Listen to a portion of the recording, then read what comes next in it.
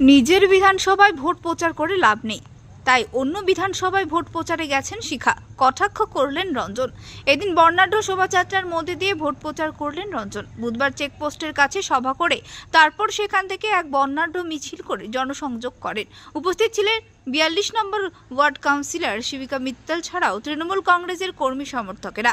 Hawkers কর্নারে শিখা চ্যাটার্জির যাওয়াকে কেন্দ্র করে রঞ্জন জানান, উনি জানেন এই বিধানসভায় প্রচার করে কিছু হবে না, তাই অন্য বিধানসভায় গেছেন। প্রচারে গিয়ে কি বলবেন, কোনো কাজই করেননি তিনি।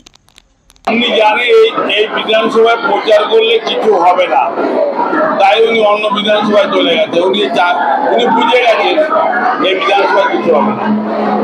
আপনি প্রতিবারের পরীক্ষায় যেখানেই বসেন না কেন সেখানেই উত্তীর্ণ হন।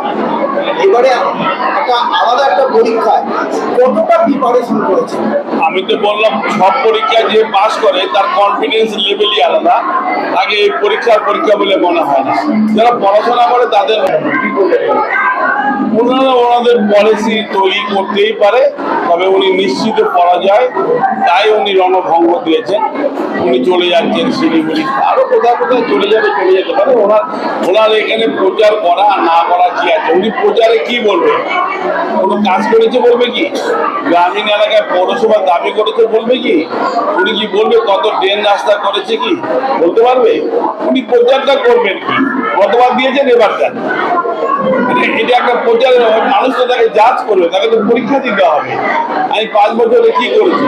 মানুষের সঙ্গে একবার দেখা করেনি।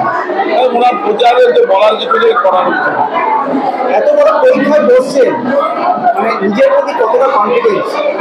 যে সব পরীক্ষায় ভালো রেজাল্ট করে তার কাছে কোনো পরীক্ষা মনে হয় না। Highly confidence. আপনারা পরীক্ষা দিলে একটু নার্ভাস হয়, তো 23 তারিখে কি আপনি নার্ভাস হবেন? যারা সারা বছর পড়াশোনা করে না তারা নার্ভাস হয়, আর যে সারা বছর পড়াশোনা করে তার নার্ভাস হওয়ার ব্যাপার না।